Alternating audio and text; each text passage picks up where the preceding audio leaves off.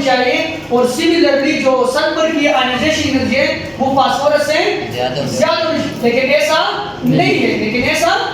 अब ionization energy के मुख्तलिफ रूल होते हैं कि minimum amount of energy required to remove the electron from the outer most shell of an gas atom.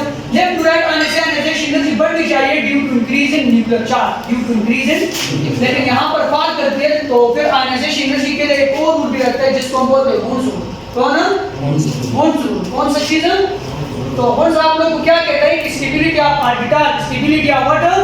Orbital, full orbital is more stable, full orbital is what more stable than what half fill orbital, और half fill orbital is more stable then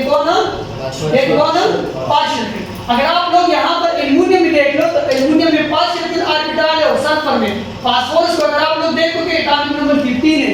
15 का मतलब ये है कि वैलेंशियल electronic configuration इनकी क्या होती है, इनकी जो वैलेंशियल इलेक्ट्रॉनिक कॉन्फ़िगरेशन है वो है 3s2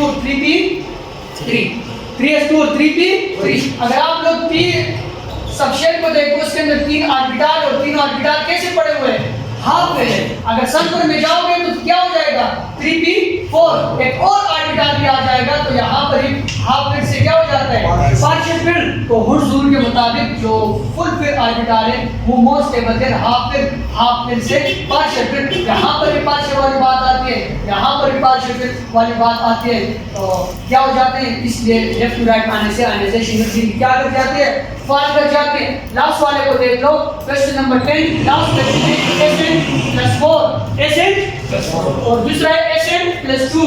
Sn+4 जो होते हैं they are covalent in nature, मतलब ये है कि SnCl4 होगा, Sn बोला करो ना, SnCl4 कोवेलेंट है, SnCl4 क्या है कोवेलेंट कंपाउंड है। और इसी तरह अगर आप लोग SnCl2 को देखोगे तो वो क्या है, वो आयनिक है, यानी मैं यहाँ पर ऐसे लिखता हूँ SnCl2। तो SnCl4 कोवेलेंट क्यों है और SnCl2 आयनिक क्यों है, इसकी रीजन भी यही पहचान रूल्स हैं कि Sn+2 में अगर आप लोग देखोगे और Sn+4 को देखोगे तो Sn+4 का साइज कम होता है, Sn+4 का साइज कम होता है और Sn+2 का जो साइज होता है वो ज्यादा होता है। दूसरी बात, Sn+4 की जो चार्ज डेंसिटी है वो ज्यादा है, Sn+4 की चार्ज